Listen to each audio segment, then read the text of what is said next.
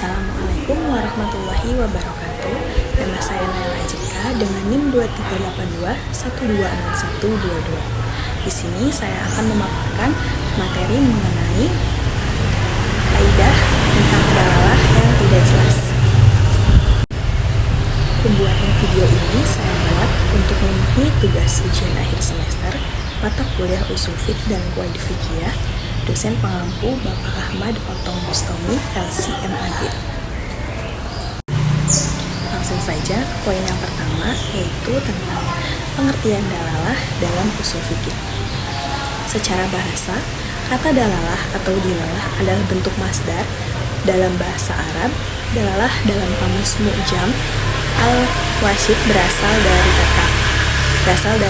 akar kata dala dan yadulu, yang bermakna al-irsyad atau memberikan petunjuk atau hidayah. Arti dilalah secara umum adalah memahami sesuatu atas sesuatu. Kata sesuatu yang disebutkan pertama disebut madlul atau yang ditunjuk. Dalam hubungannya dengan hukum, yang disebut madlul itu adalah hukum itu sendiri. Kata sesuatu yang disebutkan kedua kalinya disebut dalil atau yang menjadi petunjuk. Kemudian poin yang kedua yaitu ada definisi dalalah yang tidak jelas. Ada beberapa pendapat mengenai definisi dalalah yang tidak jelas menurut beberapa tokoh. Yang pertama yaitu menurut Muhammad Hashim Kamali. Menurut Muhammad Hashim Kamali, ayat Al-Quran yang bersifat zanni atau spekulatif adalah kebalikan dari ayat yang bersifat qat'i atau definitif. Ia terbuka bagi pemaknaan, penafsiran, dan ijtihad. Muhammad Hashim Kamali melengkapi penjelasannya tentang zanni al-dalalah dengan mengemukakan contoh nas yang zanni dalam Al-Quran adalah nas yang berbunyi A'udzubillahi minasyaitonirrajim. Bismillahirrahmanirrahim. Hurmat alaikum ummahatukum wa banatukum wa akhawatukum wa ammatukum wa khalatukum wa banatul akhi wa banatul ukhti wa ummahatukum allati arda'nakum. Quran surat An-Nisa ayat 23. Yang artinya dilarang bagi kau, ibu-ibu, kamu dan saudara-saudara perempuan kamu. Kemudian yang kedua menurut Abdul Wahab Khalaf.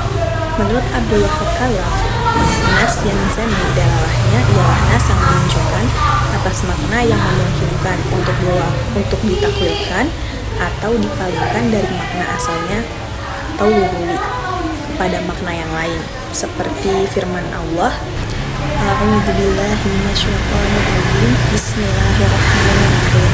Wal mu'allaqatu yatarabbasna bi anfusihinna thalathata quru.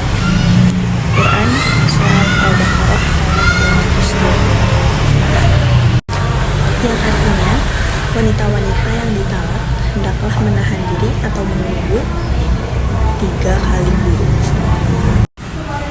Poin yang ketiga yaitu tingkatan-tingkatan dalalah yang tidak jelas. Yang pertama, khafi. Khafi merupakan lafaz yang secara umum menunjukkan makna yang jelas, tetapi ketidakjelasan muncul saat menerapkan makna tersebut pada kasus-kasus tertentu. Kemudian yang kedua, al-mushkil. Mushkil merujuk pada ketidakjelasan makna suatu lafaz yang disebabkan oleh lafaz tersebut memiliki beberapa pengertian yang berbeda. Untuk menentukan pengertian mana yang dimaksud dalam suatu redaksi, diperlukan petunjuk atau dalil dari luar. Yang ketiga, al-mujmal. Mujmal merujuk pada makna yang bersifat umum, di mana rincian dan penjelasan lebih lanjut tidak dapat dipahami hanya dari pengertian lafaz itu sendiri. Ada beberapa jenis mujmal. Yang pertama, mujmal mufassir, yang kedua mujmal mushkil, yang ketiga mujmal mushtarik. Dan yang keempat itu ada al-mutsyabbih. Mutsyabbih merujuk pada lafaz yang maknanya tidak jelas dan tidak ada dalil yang dapat menjelaskannya. Ada dua hal yang dibahas tentang mutasyabih. Yang pertama mutasyabih dalam Al-Quran, itu beberapa ayat dalam Al-Quran hanya diketahui maknanya oleh Allah. Dan yang kedua ada ayat-ayat tentang hukum, yaitu ayat yang menjelaskan hukum Islam atau kewajiban umumnya jelas dan tidak mutasyabih. Sekian pemaparan dari saya. Wassalamualaikum warahmatullahi wabarakatuh.